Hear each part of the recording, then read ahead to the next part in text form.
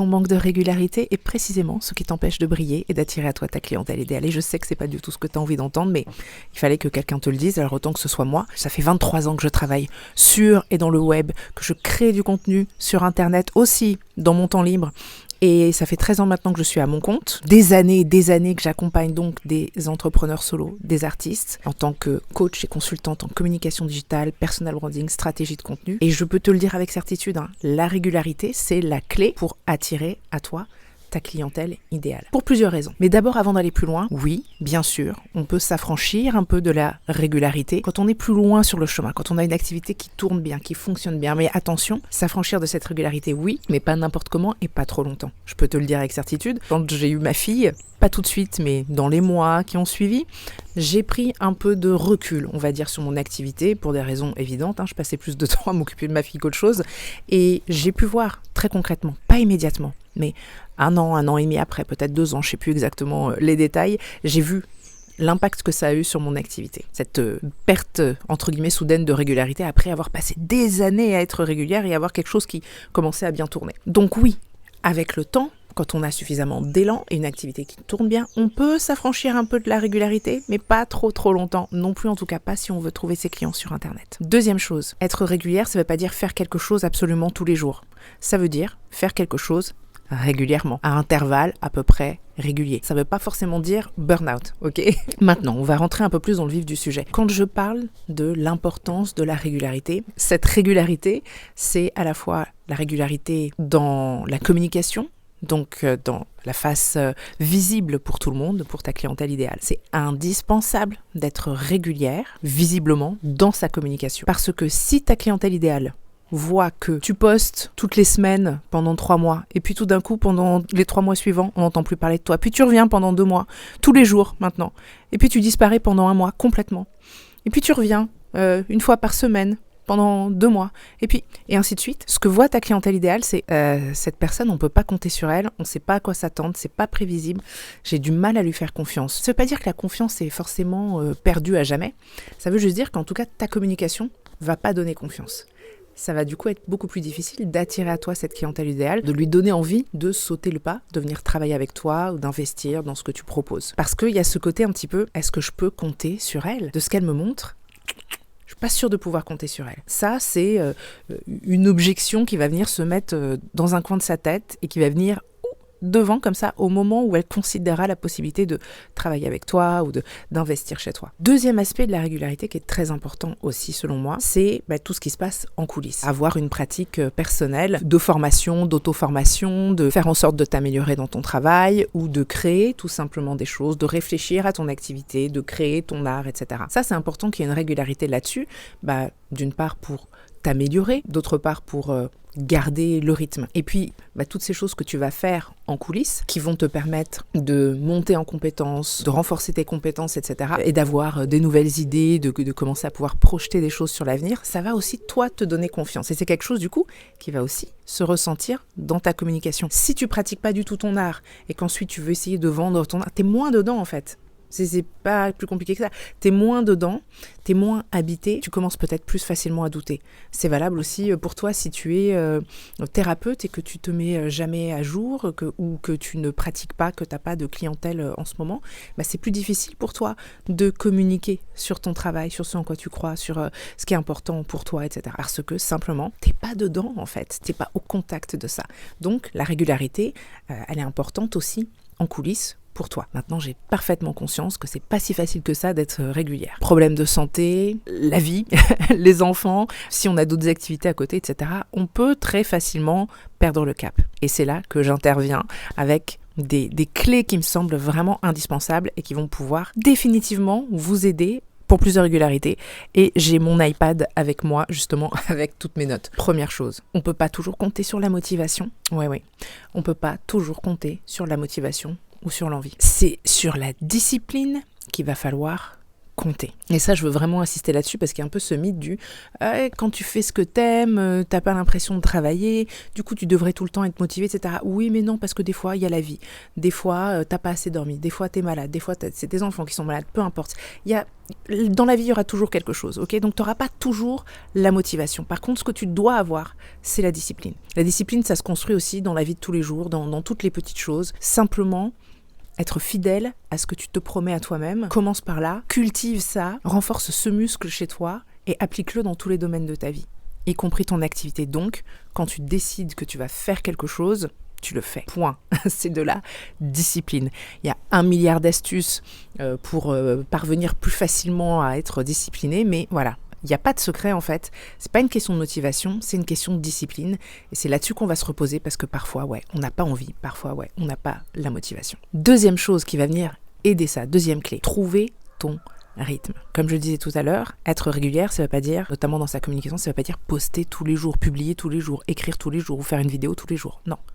Trouve le rythme qui fonctionne pour toi et que tu sais avec certitude que tu es capable de tenir. Je préfère que tu te dises, je vais poster juste une fois par semaine sur Instagram par exemple, plutôt que de te dire je vais poster tous les jours et pas être capable d'y arriver. Si tu sais que tu peux t'engager à une fois par semaine, engage-toi à ça et fais-le. Honnêtement, je suis certaine que une fois par semaine, c'est complètement faisable pour l'écrasante majorité d'entre vous. Une fois par semaine, c'est 3 fois rien. Vraiment. Donc tu peux te fixer une fois par semaine et tu le tiens jusqu'au moment où tu te diras peut-être que je peux passer à 2 fois par semaine. Et là, tu vas aller à 2 fois par semaine. Et tu verras progressivement, si c'est faisable pour toi, d'augmenter à 3. Mais ne démarre pas en te disant, je vais poster absolument tous les jours, pour finalement, une semaine plus tard, voir ta motivation disparaître, la discipline inconnue au bataillon, etc. Ok ? Commence petit, sois réaliste. Et, comme je le disais, c'est la régularité qui prime. C'est la régularité le plus important. Tu vas montrer à ton audience que oui, on peut compter sur toi une fois par semaine. C'est peut-être peu, mais c'est une chose à laquelle tu t'engages et c'est une chose que tu fais régulièrement, systématiquement. Et tu verras que c'est bon aussi pour ta confiance en toi. Troisième chose, surtout si tu as l'intention de poster plus d'une fois par semaine, mais même une fois par semaine, honnêtement, c'est tout à fait une bonne idée de faire ça. Faire du batching, ça veut dire créer du contenu, s'accorder du temps pour créer plusieurs contenus d'affilée. Pourquoi ? Parce que ça te permet de profiter d'un moment où 1, tu as le temps, 2, tu as l'espace, 3, tu as l'énergie, tu es dans la bonne vibe pour créer ton contenu. Et en particulier, si tu fais des vidéos, ce sera beaucoup plus facile de trouver un moment pendant lequel tu as la bonne vibe, tu as la bonne énergie, tu es de bonne humeur et tu es à fond dedans. Tu enregistres plusieurs contenus et ensuite, tu sais que tu peux publier à telle date, telle date, telle date. Okay, tu es tranquille. C'est quelque chose que je faisais beaucoup quand j'ai démarré ma chaîne YouTube il y a plusieurs années maintenant. Je publiais une vidéo par semaine, j'enregistrais 4 à 6 vidéos dans le même après-midi et je planifiais à l'avance. Comme ça, je savais que j'avais quelques semaines de tranquillité, entre guillemets. À l'époque, j'avais une autre activité à côté. Ça me permettait du coup d'avoir ces moments de respiration, des moments pour voir un petit peu comment mon contenu prenait, pour avoir de nouvelles idées, commencer à réfléchir. Et puis voilà, quand venait le moment de recréer du contenu, quand il me restait 1 ou 2 vidéos sous le coude, je refaisais une journée ou une après-midi de tournage, entre guillemets, et voilà, je m'attelais à la tâche. Et c'est complètement faisable. Que tu postes 1 vidéo par semaine ou 7 vidéos par semaine, c'est faisable d'enregistrer plusieurs vidéos le même jour et de les poster au fil du temps. Et ça va vraiment t'aider parce que c'est beaucoup plus facile d'entrer une fois, entre guillemets, dans le personnage ou dans la good vibe de tout ce que tu veux transmettre, notamment en vidéo, mais ça marche aussi pour l'écrit, plutôt que de devoir un jour, rentrer dans cette vibe, puis après retourner à tes occupations, puis le lendemain y retourner, etc.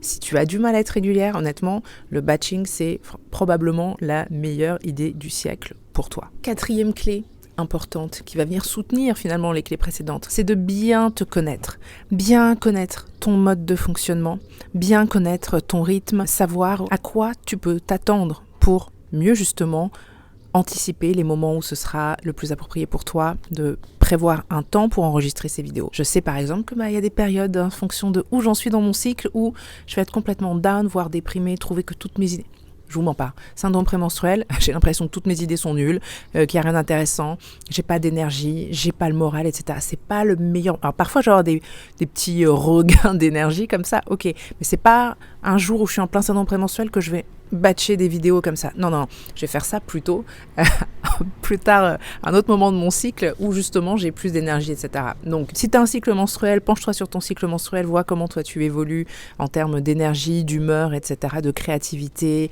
de confiance que tu parviendras à projeter à l'écran. Cale-toi là-dessus et puis identifie aussi ce qui fonctionne pour toi. Certaines personnes vont pas aimer faire du batching, mais vont avoir de l'inspiration un peu tous les jours et vont aimer faire ça et intégrer la création de contenu, de vidéos, etc. dans leur quotidien, dans leur routine quotidienne. C'est ok. Vois comment toi tu fonctionnes, ok ? Le batching, c'est bien pour toujours avoir surtout quand c'est des vidéos, un petit peu de contenu d'avance au cas où tu tomberais malade, etc. Et par exemple, si tu es quelqu'un qui souffre d'une maladie chronique, voilà, le batching, ça va t'aider. Savoir comment tu fonctionnes par rapport à la maladie chronique dont tu souffres, c'est aussi des pistes importantes qui vont venir t'aider en termes de batching, qui vont venir t'aider, te soutenir en termes de discipline, etc. Et enfin, 5e et dernière clé, et non des moindres, savoir où tu veux aller pour mieux identifier ce que tu as à faire. Ça, c'est crucial. Ça, c'est crucial parce que à partir du moment où tu sais précisément où tu veux aller et que tu identifies les actions qui vont te permettre d'atteindre cet objectif, t'as plus à te prendre la tête à te demander de quoi je vais parler aujourd'hui ou de quoi je vais parler cette semaine, qu'est-ce qu'il faudrait que je fasse, etc. Ça, c'est une perte de temps monumentale qui vient aussi casser pour beaucoup de mes clientes cette régularité en fait. Parce que quand tu es dans une période où tu es super inspiré, tu as de l'énergie, tu as du temps, il fait beau, etc. Ça va être facile pour toi probablement de créer du contenu et de savoir de quoi parler et tout. Et puis qu'est-ce qui se passe quand c'est l'hiver, quand il pleut tout le temps, ou que tu as tes enfants H24 avec toi qui sont malades, ou que tu as du monde à la maison, etc. Et que tout à coup tu sais plus, t'as pas le temps de te poser pour te demander de quoi j'ai envie de parler aujourd'hui, t'as pas le temps de te poser pour te demander qu'est-ce qui pourrait être pertinent en ce moment. Non, mais quand tu sais précisément où tu vas, quelles actions tu as besoin de mettre en place pour avancer dans cette direction et donc te débrouiller pour savoir toutes les actions que tu auras à faire au quotidien, ça inclut aussi ta communication. Et donc, t'as plus 12 000 questions à te poser au quotidien.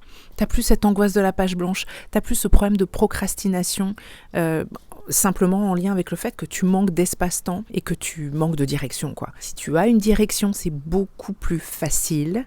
Et je reviens sur ma vidéo précédente dans laquelle j'évoquais justement le fait d'avoir un plan à 12 mois, même si on m'avait challengé à faire un plan à 18 mois, qui m'a permis du coup de savoir enfin pour la première fois de ma vie qu'est-ce que j'allais faire concrètement dans les mois à venir. Franchement, ça ôte beaucoup de problèmes. Et si tu as besoin d'aide là-dessus, dans ma nouvelle communauté gratuite, la semaine du 26 août, nous allons justement travailler ensemble de la vision à la visibilité. C'est la thématique de l'événement de cette semaine-là. Nous allons ensemble, et je vais guider les participantes de façon à leur permettre justement de mieux identifier où est-ce qu'elles souhaitent aller et quelles actions elles devront mener pour y parvenir. C'est 100% gratuit, il suffit d'aller sur le lien qui se trouve ici ou en barre de description et je serai ravie de t'accompagner et de te guider. Bon, après, on va pas se mentir, il y a aussi d'autres problématiques qui font qu'on peut manquer de régularité, notamment certains blocages, certaines peurs, certains doutes. Parfois, on en a conscience en amont. Parfois, on en a seulement conscience une fois qu'on commence à avoir toutes les cartes en main, qu'on a toutes ces clés-là que je viens de citer et qu'on a un plan très clair pour l'avenir. Et là, ça bloque toujours. Si ça bloque toujours, tu as besoin d'aller plus loin. Tu as besoin de travailler justement sur ces blocages. Et tout ça, on aura l'occasion d'en reparler très prochainement.